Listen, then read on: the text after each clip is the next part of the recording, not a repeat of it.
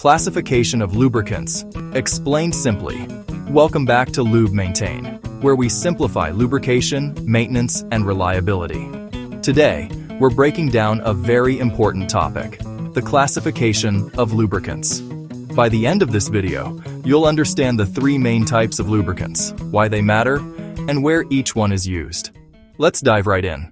Lubricants are grouped by physical state into these three families. Make lubrication possible in everything, from cars and turbines to spacecraft and heavy machinery. Let's explore each one. Liquid lubricants, also called lubricating oils, are further divided into three categories. These come from natural fats and vegetable seeds. They have excellent oiliness, meaning they stick well to metal surfaces under heavy load.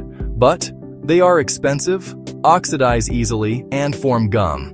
So today, they are used mainly as blending additives to improve the oiliness of mineral oils. Mineral oils come from crude oil and are the most widely used lubricants. They include paraffinic oils, high viscosity, high oxidation resistance, ideal for engine oils. Naphthenic oils, low viscosity, used in transformer oils and metalworking fluids. Aromatic oils, dark, high flash point, used in rubber and adhesives. They're cheap, stable, and widely available, which is why most engine and industrial oils are mineral oil-based. No single oil has all the qualities we need, so engineers add additives like oleic acid and stearic acid to improve oiliness. Detergents and dispersants, anti-wear additives, antioxidants, and friction modifiers.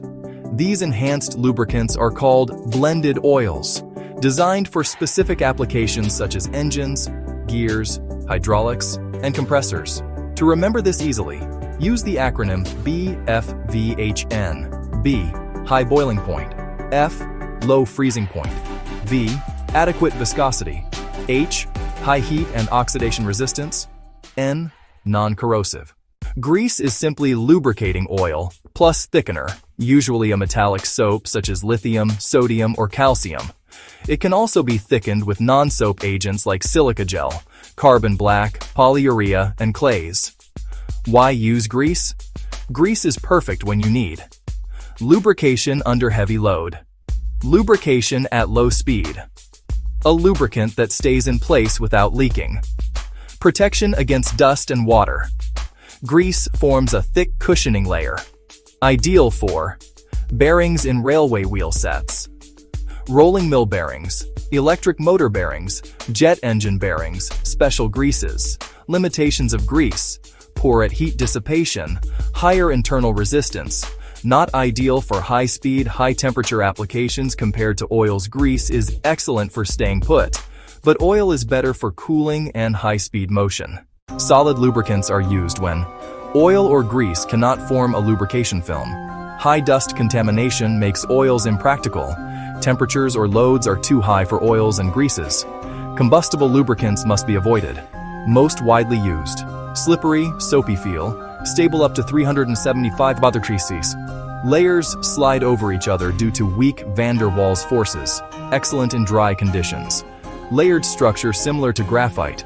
Works up to 400 degrees. Excellent under extreme pressure. Tungsten disulfide and zinc oxide used in aerospace and high-temperature environments.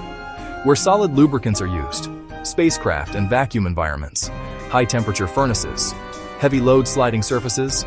Additives in oils, greases to improve load-carrying capacity. They can withstand temperatures up to 650 degrees Celsius, making them perfect for extreme conditions. Additionally, we learn about synthetic lubricants, engineered for high performance.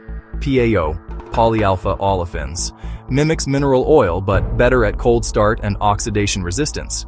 PAG, polyglycols, very low friction, high pressure capability. Esters, excellent high temperature stability. Silicones, ultra-wide temperature range, 73 degrees C to 300 degrees C. So remember, oils, cooling, and high-speed lubrication. Grease, staying power and heavy loads. Solids, extreme temperatures and extreme pressure. Each category plays a unique role in keeping machines alive and reliable. If you enjoyed this breakdown, hit like, subscribe, and share with someone in engineering or maintenance. See you in the next video.